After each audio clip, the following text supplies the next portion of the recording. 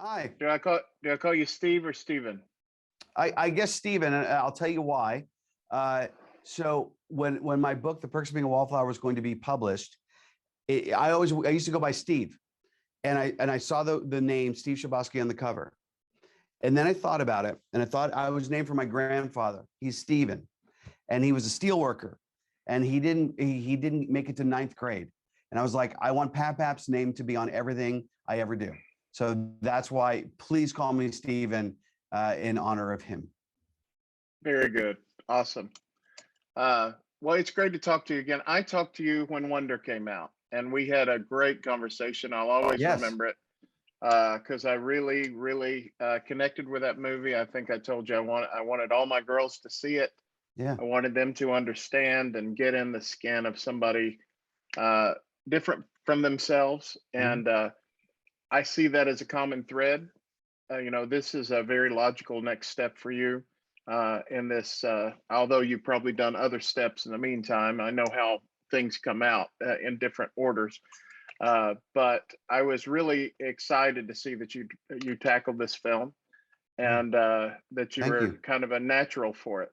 Um, and one of the quotes that I read was, if I was going to, where you said you only get to do a limited number of films, and if I was going to do one that I didn't write, it would be this. So you want to talk a little bit about what drew you to that? Well, when I saw the show 3 years ago, and it was just one of those things where I just heard the title. I didn't know anything about it. I didn't know what the story was, and I loved the writing. I thought it was so surprising, and for as emotional as it was very unsentimental. It went to some dark places sometimes, and interesting, and then it was funny. I just thought it was like a great, genuinely great musical, and it was original. I'd never seen anything quite like it. And I love movie musicals. I did the screenplay for Rent, and I co-wrote Beauty and the Beast. I've done some other things as well that didn't really weren't made, but it's something I've always loved, and I was interested in trying to direct one. I was on the lookout. So there was that, but far more important even than the artistic to me was with The Perks of Being a Wallflower.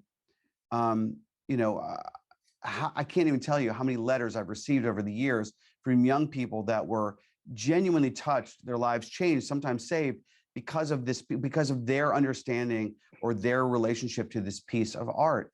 And in the back of my mind, I was always looking for another, like a companion to it.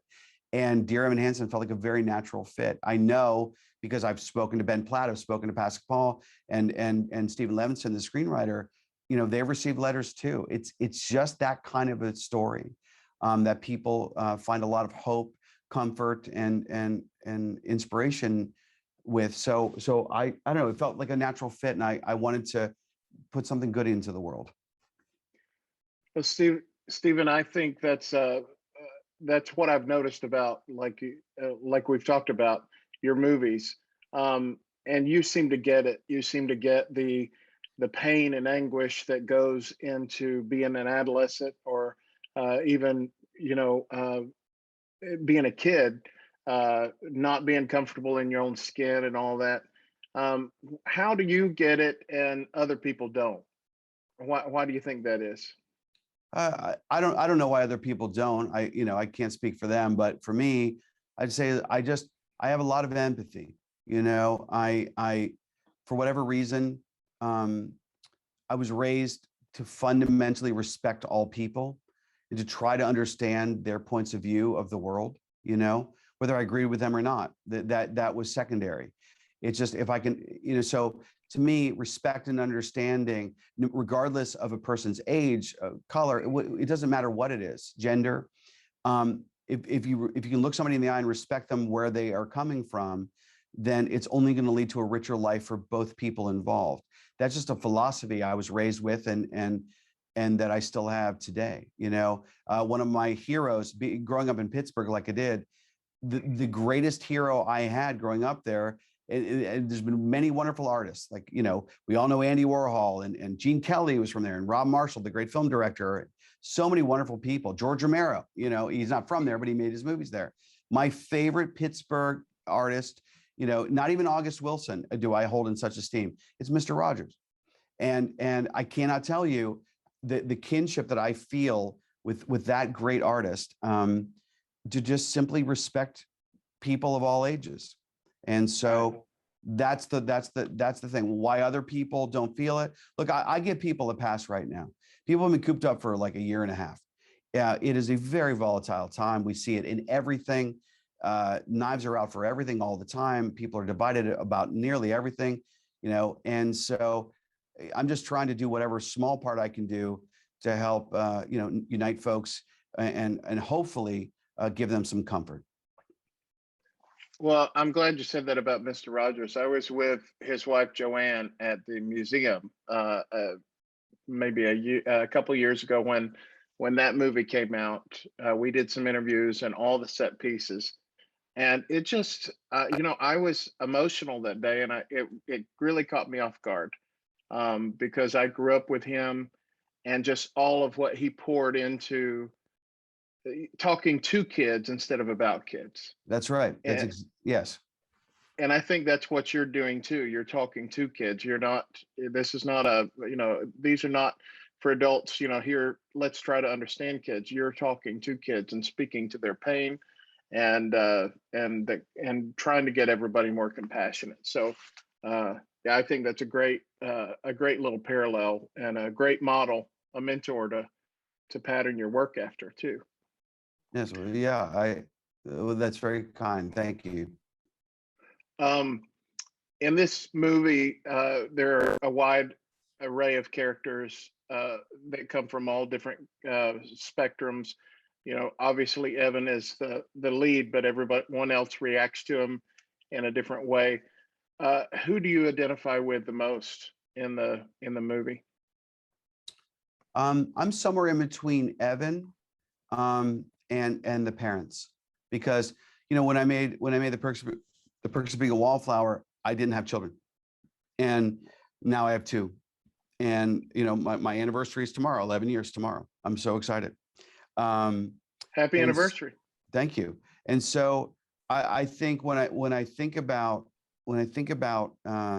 this story, I do relate to Evan's anxiety and depression to a degree. So it's certainly the other characters, the other young characters as well. But I would say Evan, but the parents, that lovely moment where Julianne Moore sings "So Big, So Small." That song kills me. It's so lovely.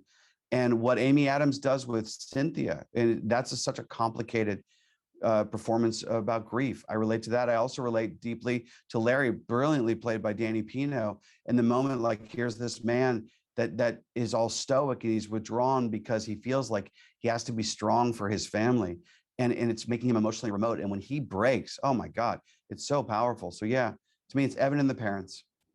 Yeah. Well, this movie was the musical was so beloved before they decided to put a movie out about it, and so many people kind of hold it sacred. Were there any hesitations on how did you approach it? Did you say, well, we use this as a framework and we improve where we can, or as far as changes, you didn't want to make any changes because anyway, tell me a little bit about your mindset as you're Well, kind of stepping in those shoes. I made it as a fan. I'm one of the people who the show is beloved to me. I knew when you take something that's abstract on a stage and put it in real dining rooms and bedrooms, certain things are going to change. Once you put a close up, on the parents and their grief, there's going to be some emotional ripple effect to all that. So it was my job as director to hopefully mitigate some of those tonal shifts and try to keep it all on the same track. But in terms of the changes, no change was made arbitrarily. Nothing was changed just to make it different. It just felt like a natural evolution from stage to screen. It's like, let's take even something like "Does Anybody Have a Map?" a song that I love on stage. It's wonderful, but it really is a performative theatrical song. I mean, and so in talking to the songwriters and Stephen Levinson, our wonderful screenwriter, and the producers, it was a team effort the whole time. We discussed, okay, what does it mean if we take out this? Oh, this would do that. And we looked at all the different ripple effects because we knew that, not to get too granular, but you ask, we knew that Connor talking to Evan on stage works brilliantly, as kind of like an alter ego character. But in the real world, it would feel, what does he go? It wouldn't quite work because it's more theatrical. So there goes the song Disappear. We couldn't use that. So we had to replace it. And we got a wonderful win-win situation, replacing it with, the theme of it with the Anonymous Ones, co-written by Amanda Stenberg, who plays Alana, where we were able to we were able to develop her character further, Alana's character. So that felt like a win-win. And then obviously, changing a 2-act musical into a 3-act movie necessitates some thinking about the ending. But we all very excited that we were able to, make Evan pay for the lie a little more, be more redemptive of a story, and put him through a little bit more so he can earn his coming of age. And that beautiful speech that Stephen Levinson wrote about, no hiding, no lying, you're you, and that's enough, So all those things, but nothing was done arbitrarily. It was done with great care. And I whatever I did, whatever ideas that came from me, all came from a place of love for this show, which I just adore. Well, that's evident. I can tell that. Is there any question that someone hasn't asked you about the film that you'd like to talk about? Colton Ryan. I could say that this remarkable performance. It's funny. I'm asked about Ben Platt, of course. I'm asked about Julianne Moore and Amy Adams, and Nick Dodani is hilarious. And Colton gives this remarkable performance where he basically plays 3 versions of Connor, and and that's really tricky to pull off. It is hard to play this volatile real kid, and then to play this almost absurd fantasy idea of what a bromance friendship is. And then obviously I can't give away the ending, but then to play this tender side that we see, it's a remarkably textured performance. With all the talk about other things, he so often gets overlooked, and I just wanted to say thank you, and just to say Colton Ryan's wonderful in this film. He was a real discovery. Yeah, I agree with that. Thank you so much for your time today. It's awesome.